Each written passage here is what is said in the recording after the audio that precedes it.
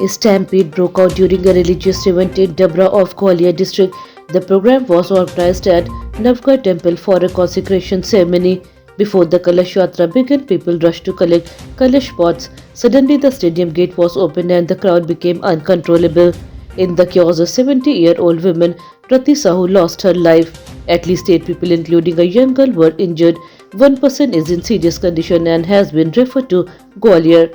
Eyewitnesses said there was poor crowd management. After the incident, broken bangles and sleepers were seen scattered on the crowd, showing how serious the situation was.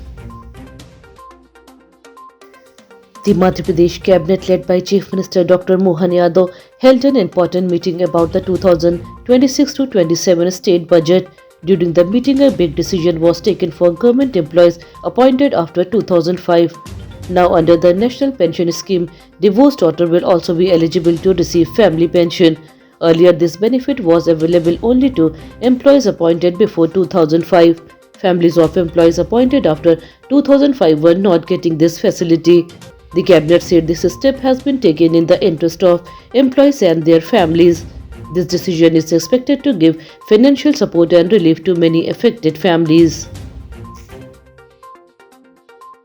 Members of the transgender community created a protest at the Bhopal Collectorate office. They alleged that a person named Suraya Guru was forcing them to change their religion.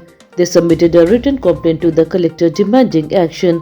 Some members of Vishwa Hindu Parishad and Bajrang Dal also reached the spot and asked for a proper investigation. However, Suraya Guru denied all allegations. She said the issue is related to internal dispute over leadership and territory, not religion. The complaint claimed that some Hindu disciples were pressured to accept Islam. Officials have assured that the matter will be investigated carefully. Thousands of tribal women and villages protested in Bijawar of Chhatarpur districts after the arrest of social activist Amit Bhatnagar. He was raising issues related to displacement and compensation under the Ken Betwa Link project. Police arrested him under Section 151, saying there was a possibility of disturbance to peace. However, villagers said the protest was peaceful and legal. They accused the administration of trying to silence their movement. Protesters gathered outside the SDM office and demanded his immediate release. They warned that the agitation will become stronger if he is not freed soon. The situation remains tense but under control. A shocking case has come to light in Khandwa where a woman allegedly used AI technology to create obscene image. Police said the accused Rakhi Kapadia suspected that her husband had an affair with his widowed aunt. To defame the aunt, she collected their photos from social media. She then edited them using AI tools to make fake inappropriate pictures. These images were shared with relatives, causing social embarrassment. The widowed aunt later filed a police complaint. Police also said the accused demanded Rs 50,000 in the matter. Investigation is ongoing and legal action is being taken. 2 more people have died in Indore due to contaminated water. The victims include a 75-year-old Shaligram Thakur and a 2-year-old girl named Riya. With these deaths, the total number of fatalities has reached 35.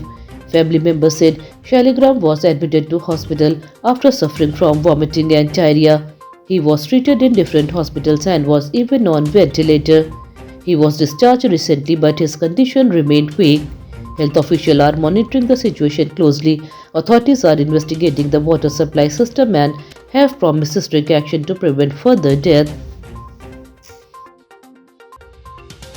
A 350-page investigation report has been submitted in the Rs 304.44 crore Karam Dam scam.